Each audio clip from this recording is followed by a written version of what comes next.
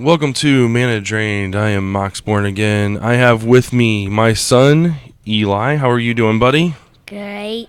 That's awesome to hear. What are we here to talk about, dude? The new set What new set? of The new set of what? Magic Yeah, there you go. cards. There you go. You got there. Nice. So what did we do this past weekend? What did you and I do?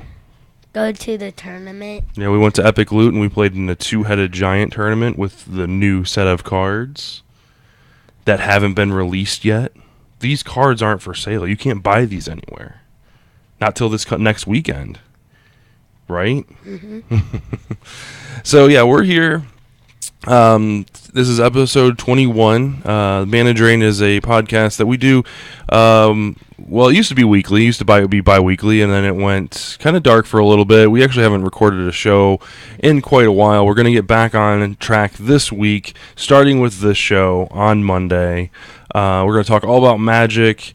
On this show, specifically this episode, we're going to be talking about our pre-release, the cards we like to play with, the cards we don't like to play with, how good or how bad we did, and did we have fun. So we're going to talk all about that stuff. So we're going to bring up, so this is my son Eli, in case we got any new listeners or viewers out there. Eli, why don't you, how old are you, son? 6 6? When's your birthday? October 11th. October 11th, and so that means you're going to, like, just over 2 weeks, you're going to be how old? 7. Holy smokes. Holy smokes. And how long have you been playing Magic? Do you remember? No. No? Well, I think we started playing with Oath of the Gatewatch. I think that was the first two-headed giant we've gone to, and we've gone to every one since then. So you've been playing for quite a while. So that's good. What's your favorite color to play? What's your favorite color of Magic card? Red. Red is? Yeah. Oh, I thought you were going to say green. Okay, all right. So you like red. Okay, so you're a little got a little fire in you. What's your favorite kind of Magic card? Do you like artifacts? Do you like creatures? Like creatures. What kind of creatures do you like?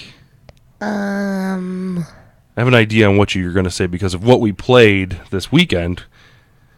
What's your favorite creature type? Do you like playing bears? Do you like playing with dragons or dinosaurs? Dinosaurs. Okay, so this one kind of sparked your interest because this set's all about dinosaurs and like an adventure island with pirates, and there's vampires, and there's also merfolk. So going into this tournament, the two-headed giant tournament that we were going to play, what colors did you want to play? Red and green. Red and green. Okay. And I mean, you did mention that you wanted to play white if we had good creatures, good dinosaur creatures, because you wanted to play the dinosaur deck, correct? Yes. Yes, because you wanted to get the big guys and do all the damage and turn people sideways, right? So, you decided to play a red-green deck. We built you a pretty solid red-green deck. I, on the other hand, before the tournament started, I wanted to play blue-green merfolk, the fish creatures, right? Mm-hmm. So that's what my deck we built my first deck. And how did we do? How did we do overall? Let's start there. Did we win? Pretty bad. Pretty bad, yeah. And So then Daddy made a vampire deck. I did. I did. We played 2 games and we lost them pretty easy-handedly. And you did nothing wrong. You actually played very, very well. It was my deck that wasn't very good. I really tried to force the Merfolk green blue deck, mostly because I had some cards that I was really wanting to play with, and we opened up a couple of them, and like the support cards were there, but I didn't have the actual Merfolk to back them up. So we had 2 copies of the the River Boon, where it would give your creature a +1/+1, and it would also give a Merfolk +1/+1 counter. So I was looking to give my Merfolk a +1/+1 and give your dinosaur +1/+1, or kind of beef up one of my unblockable guys. But I had a couple of the control cards of the control aspect of this deck where I could bounce their creatures and things like that, but I didn't have anything to like contribute to the game. So you're sitting here playing all these really cool dinosaurs, and they're attacking and defending and doing all that stuff, and you're losing your guys pretty fast because I'm not able to help you out. I can bounce your creature once or twice, or their creature once or twice, and then I'm done. So after we lost our second match, I was like, okay, we're done. I'm going to rebuild a new deck, and I built a black-white vampire deck. And it turns out that's probably what we should have gone with the first time, because we won our third match. Pretty easy, right? Mm-hmm. Our removal in the white deck was pretty good. But before we get to my deck, I want to talk about your deck. I want to talk about what was your favorite card that you played, that you got to put in your deck. Which one was your favorite card? Oh, that one. This is your favorite card, huh? Uh-huh. So, can you tell me what this card is? What's its number? It's 9/9. And how much mana does it cost to cast? 6 plus 2. What's 6 plus 2? 2 forces and 6 of anything. So 8 total mana to cast this bad boy. And it's just a 9/9. It doesn't have any abilities. It just attacks for 9, and it takes a lot to kill it, huh? Yeah. So if you use your that guy that showed up on here. Mm-hmm. The boon. Mm-hmm. To give it +1/+1. Yeah, it will be a 10/10. Oh my gosh. So yeah, so when we opened up a single copy of this card, which is kind of unheard of because it's a common, and we opened up 12 packs, right? Mm-hmm. So that's 10 commons, so that's 120 cards, 120 uncommons, and we only got one of these guys. So when we opened it up, it was like, all right, we got one. So we had to put it in because that's the card you like, and that's the card you wanted to play with. So we got to get it in there, right? Yeah. So let's look at some other cards. What are some other cards that you like to play with? What about that top one there? Here? Yes, that guy. So this guy, what's his toughness, or his power and toughness? 5. A 5 and a 5. So he's got 5. He's a 5/5, and he costs. How much does he cost? 1 fire. 1 red. 1 red and 1 3 of anything. Right. So this is what is it called? Bonded Horncrest. So this guy, he's a dinosaur, and he cannot attack or block alone. But in a dinosaur deck where you have 15, between 10 and 15 dinosaurs, and you've got a pretty low mana curve, this guy's actually pretty good. Mm-hmm. We didn't actually get to attack or block with him because they immediately killed him, which is fine because that kind of made way for some of our better, 4 or 5 and 6 drops. But one of the creatures that we were able to drop down before, let's see here, where did that guy go? One of the guys that we were able to drop down before this 4-drop was your 3-drop dinosaur, and this is Raging Raptors. And what's his power and toughness? 2, 3. And he costs 1 green and 2 generic. So with his ability, he's got the new enraged mechanic. Do you remember what he does when he gets damaged? You look for a land in your deck. Oh yeah, so if he takes any damage, whatever it is, whether you're attacking or blocking, or if he gets hit with like instant damage or whatever, you get to search for a basic land and put it into play tapped.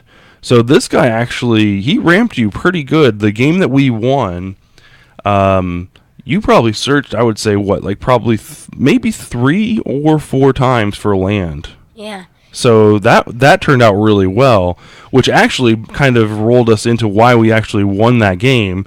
And do you want to kind of talk about that card that's right there? Yeah. What's Do you remember what that card does? You steal a. Excuse you. You all right? Yeah. You steal a. You steal a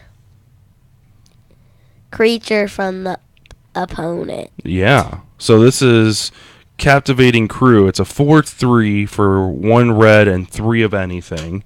And it's got an activated ability which costs 1 red and 3 of anything. And it doesn't tap. So this was huge. You drew this off the top of your deck. And they had literally just played, it was the white dinosaur avatar that just kills anything that's not a dinosaur, which happened to be everything on the battlefield at that time. They had exiled a couple of your guys and killed, one-shotted a couple of your other dinosaurs.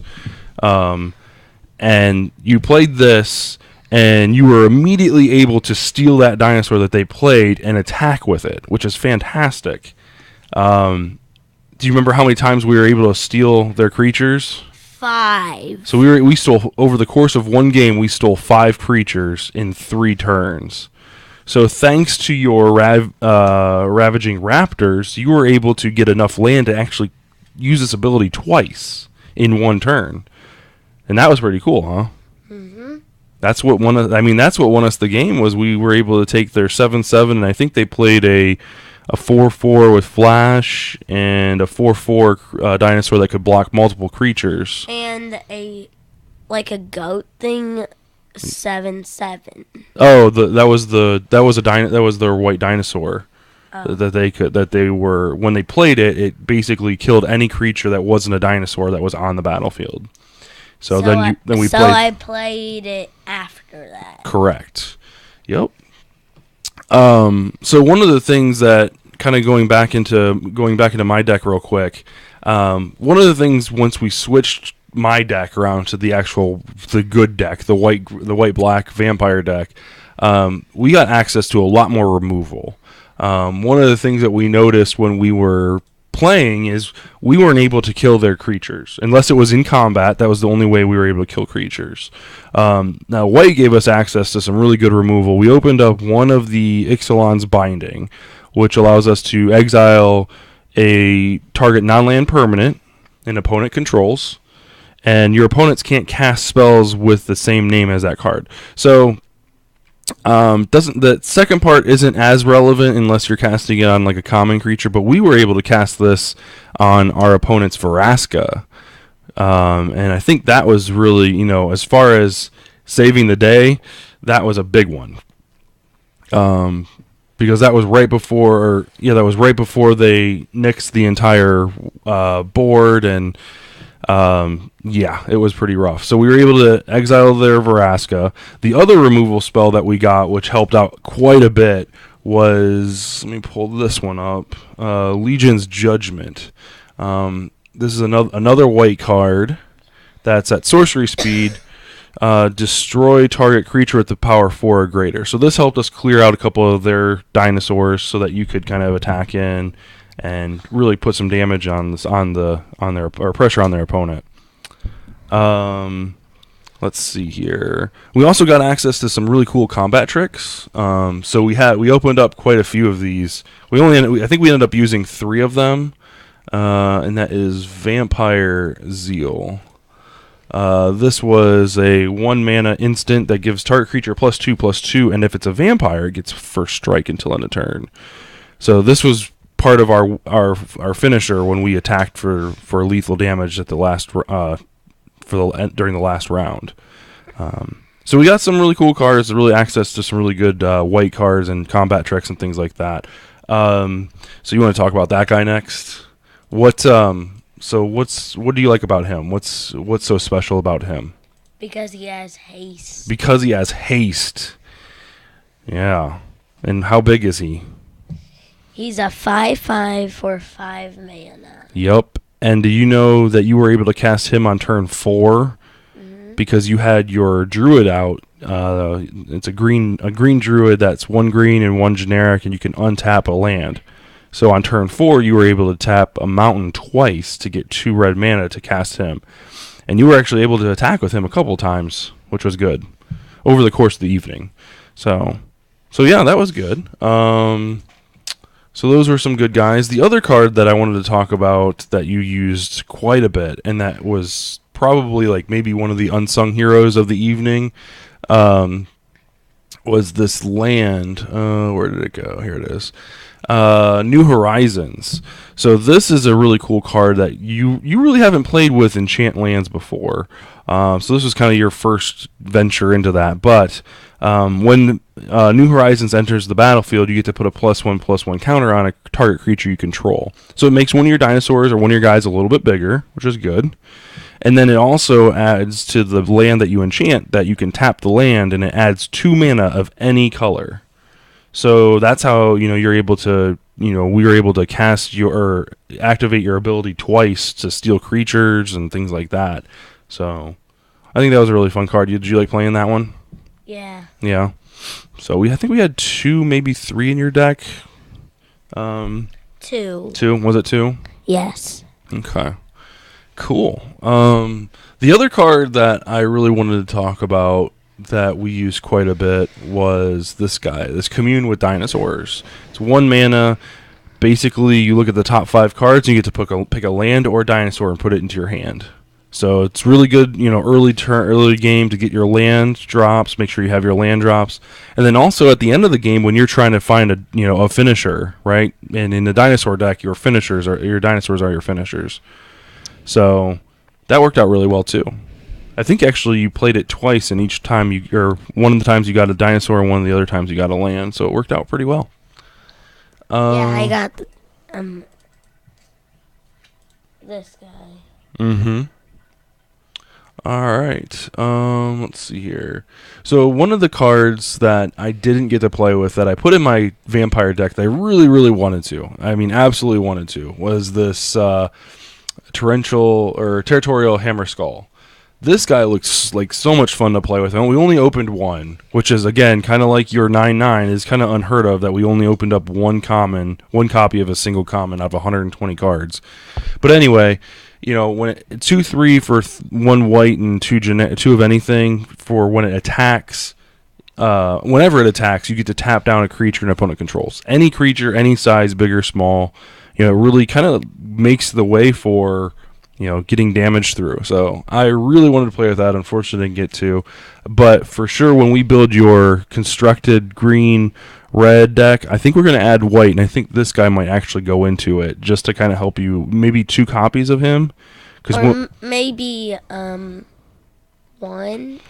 We'll see. It depends on how big it or how many creatures we want in this deck. Because when he attacks, 2, 3. right? But his ability is what's really good. When he attacks, you get to tap down one of their creatures so they can't block.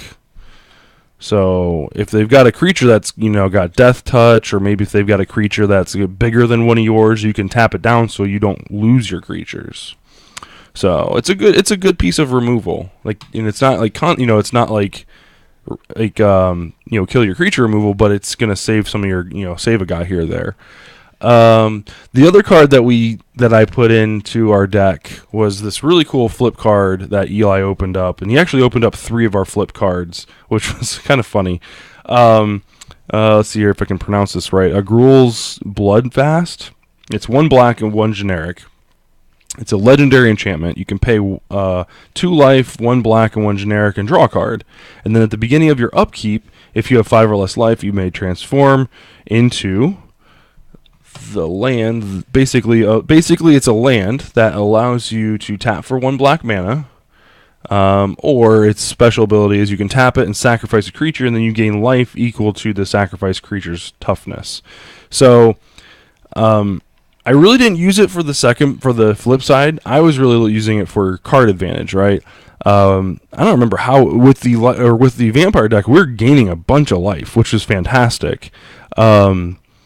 We had the Sanctum Seeker, excuse me. Basically, whenever a vampire you control attacks, each opponent loses 1 life, and you gain 1 life. So that's nice. So we would gain 1, and since we were playing 2-headed giant, they would lose 2. And there was another way we were gaining life was from the Skymarch Bloodletter. This was a flying vampire for 3 mana. It's a 2/2, but when it enters the battlefield, target opponent loses 1 life and we gain 1 life. So that doesn't quite work as good as the Seeker, but it still drains them for 1. And then the last card that I really enjoyed playing was this Conquistador, the Vicious Conquistador. For 1 mana, it's a 1/2, and when it attacks, each opponent loses 1 life. So this thing actually got through quite a bit when we were attacking. And the thing is, we played it early. Yeah. I know, it's fine.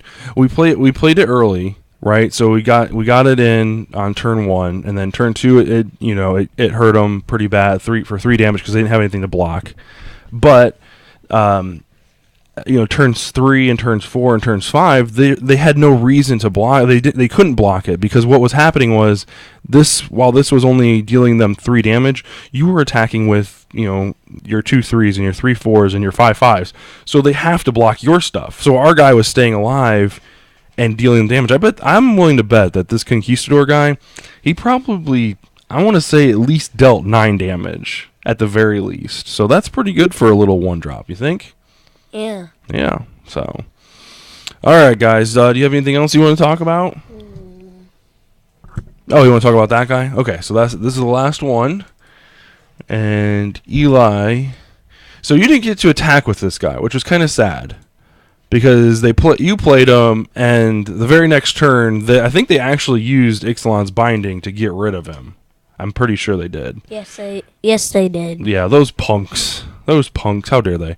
So this is Colossal Dreadmaw. It's a dinosaur that costs 6 mana, green, and 4 generic. And what's his power and toughness? 6 and a 6. So he's 6/6, and do you remember what ability he has? It's Trample. Do you remember how Trample works? So Trample is, let's see here. Let's say I block with so let's say you attack with your 6/6, right? And I'm going to block with my 2/2. So normally your guy would just kill my guy and that would be the end of it, right? Mm-hmm. But since your guy has Trample, you have 4 damage left over that goes after this guy dies, that doesn't get blocked. That goes to me as the defender. So you can't just block him with a 1/1 or a 2/2 or 3/3. You have to block all 6 damage. Otherwise, some of that goes over to the opponent. So that's why he's really good. 6/6 for 6 is good on its own, but you add Trample to that, and that's very good. So it's a pretty good card. Again, a common. I think we got like 3 or 4 copies of it, but we only ran. I think we started out with 3 in the first 2 games, and we dropped it down to 2. But overall, I think we had some fun. Yeah, we talked about him already. Oh. So, all right. I think we're good to go. So I guess the question is, I know we only had 1 win and we lost twice, but did you have fun playing? Yes. And you ate how many slices of pizza did you eat? Do you remember? 4. So you didn't quite beat your record from last time, but we beat 2, but today we beat just 1. 1. So that's all right. So we had 3 beats in total. 3 beats in total. 3 victories in total. All right, guys. Well, we appreciate you watching. We're going to be back again next Monday. Check out our Ball and Chain podcast coming up this Wednesday. We'll be talking about Uncharted 4, Uncharted Lost Legacy. I want to talk about some Destiny 2. And actually, you started playing Destiny 2 as well. Yeah. Even you have a... Oh, this guy. Mm-hmm. That guy right there. Mm-hmm. Yep. This is Cade 6. He's a guy. He's one of the characters from the game. So we'll be talking all about that on Wednesday. Dad? Yes. Actually, I forgot. You forgot? Okay. Well, we're gonna close. Give that thumbs up. Oh, okay. You want to give a thumbs up? Okay. So like Eli said, give us a thumbs up if you like the show. We'll be back next Monday, talk some more Magic, and we will see you guys next time. Bye-bye. Say bye. Bye.